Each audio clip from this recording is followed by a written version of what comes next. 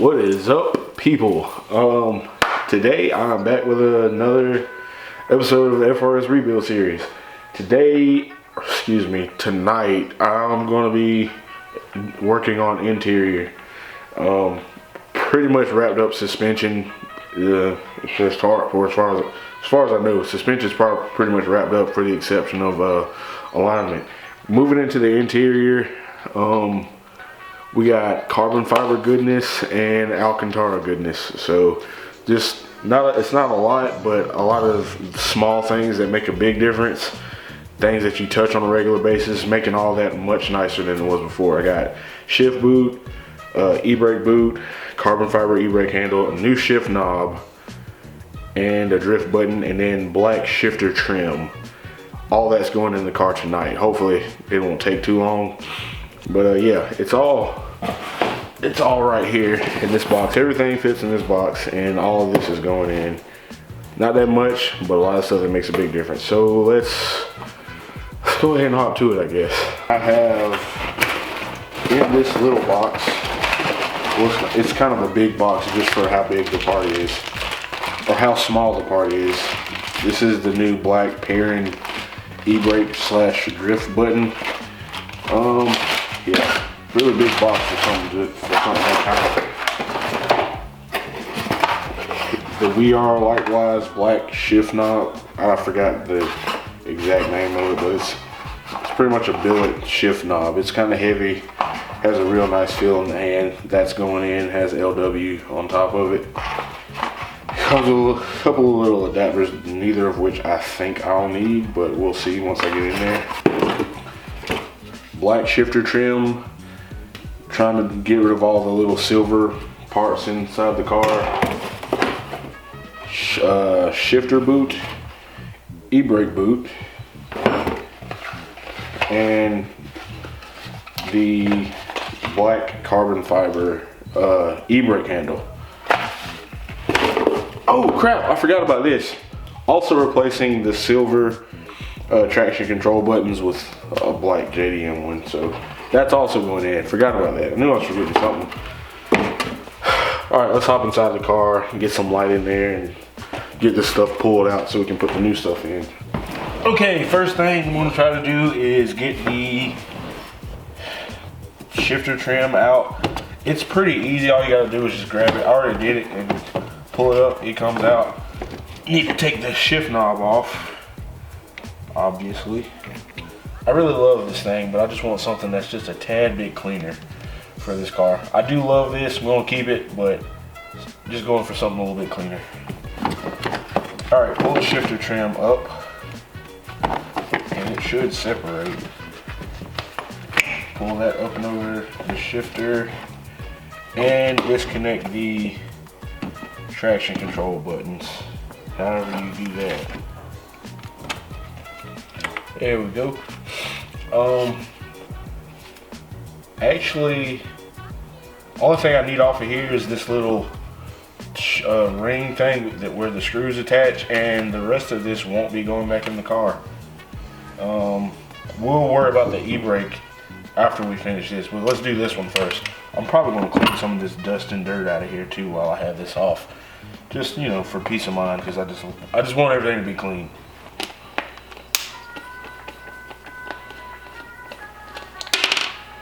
I'm going to just put this somewhere and keep it just in case I ever need it. I doubt I will, but I'm going to keep it. This black ring right here is what I'm going to need to attach the new Alcantara shifter boot. So I can also go ahead and put this aside, because won't be reusing that. This is the only thing I want to be reusing. And this is what's going to replace the silver shifter trim. So all you gotta do, it's pretty easy. Match up the holes to these little peg things around the outside of this little black ring, and then it attaches. You screw it right back down in there. So I guess I'll just go ahead and do that real quick. You're gonna want to line up when you put the Alcantara on. You're gonna want to line up the red stitching with that arrow, just like that. And so when you place it over, the shift, when you put it in, this will be the red trim, the red stitching will be facing forward and back like it does when you pull out the stock one, if that makes sense. So yeah, make sure you put the red stitching right at that arrow, so that way it's not cocked one way or the other, to the left or right. Bam. Now that looks pretty clean. Let's put the black buttons in here and see how it looks. Oh yeah, that's gonna look good. I can't wait to get this in the car. I almost forgot. Since we're gonna be using the silver traction control buttons, 2 screws on there you got to pull out and then put them on, transfer onto that one so it can hold either. If you reuse this one or if you get the black one like I did, you got to pull these 2 screws out and put them in that one so you know it don't fall out. Almost forgot that, but make sure you do that too. All right, so I got a hair dryer. I hope this will be enough heat. If it's not, then I don't really know what to do, but this is what I got. So I'm gonna try this out. I'm gonna heat this up and hopefully I'll be able to slide it off. Hopefully it'll be that easy, but let's try it.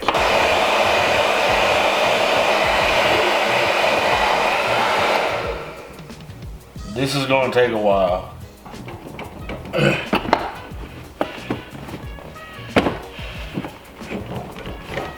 All right, there's that.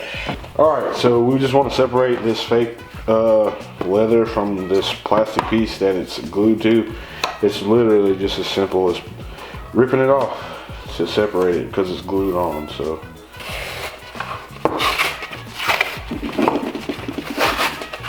and that's it. This cheap flimsy, I hate this stuff, this cheap fake flimsy leather. This is the fabric I bought, just went to Walmart and found some super fabric adhesive. Hopefully that works fine. If it doesn't, then hopefully I can peel it off and find something better. But this is what I used. You can find, I'm sure you can, if you can't find this, you can find something that bonds fabric really well. But this is what I'm going to be using, and let's see, it takes about, it sets in 2 to 6 hours. So, but it says it's industrial strength. We should drop faster than that, but oh well. If it works, it works. Bro, this thing is literally like all air. As soon as I open the tab, it's like half of the glue just disappeared, and then now it's just now coming out. It was literally full of almost all air. That's a rip-off. I may have to find some way to kind of clamp this top part down because I don't know if it's going to stay the way it should. Hopefully it will it'll just stay on there, but I'm probably, like right here, it's probably going to have to be like clamped down or something. Alright, while that's drying, I'm going to pop off this brake button. I'm going to pop off the brake button and try to go ahead and get the e-brake handle on, the carbon fiber e-brake handle. So you basically have to twist this off. I don't know if I can, yeah, I don't think I can do that by hand. So I'm gonna masking tape it off so I don't scratch it up too bad. I'm not gonna be reusing it, and I'm gonna use these little tiny little channel lock pliers to try to twist it off.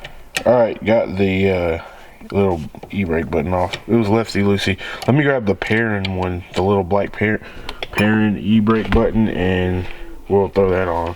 I'm going to leave the spring in because I'm not going to be like drifting this car or anything, so no need for that drift button function. Here's the cool little pairing one. It comes with stickers and stuff. I'm not going to use those because all I have is a e-brake button. And just going to go ahead and throw this carbon fiber one on finally.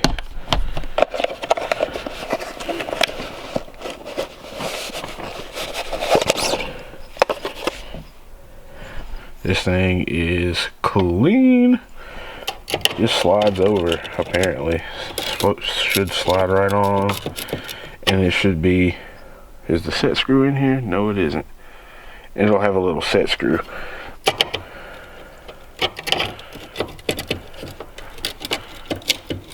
If I can get it on there. There we go. And yeah, I'll throw in the little set screw on the side. Matter of fact, you should probably go ahead and like thread in the set screws before you even put it on here and get in the car. Just go ahead and put like, just start the threads on the set screws before you even get in here and do any of this. But I didn't think about that, and I'm already in here, so this is what it's gonna be. Get it set where I want it. What did I do with the drift button?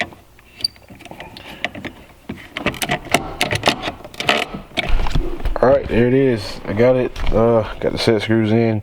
Once I get the shifter trim in here, it should cover those up right around here, so you won't see the screws. But I just gotta wait for the glue to finish drying on the e-brake trim, and then we will be good to go. We can throw everything back in here and have everything looking sick. Alright, I'm back, and it's the next day because I wanted to give the glue some time to dry. This is the outcome. It's really solid, so the glue worked pretty well. But just try to use it in a warmer environment because it took a really long time to dry because it was really cold out here. So let's throw all this stuff back in the car, and then I'll show you the final product.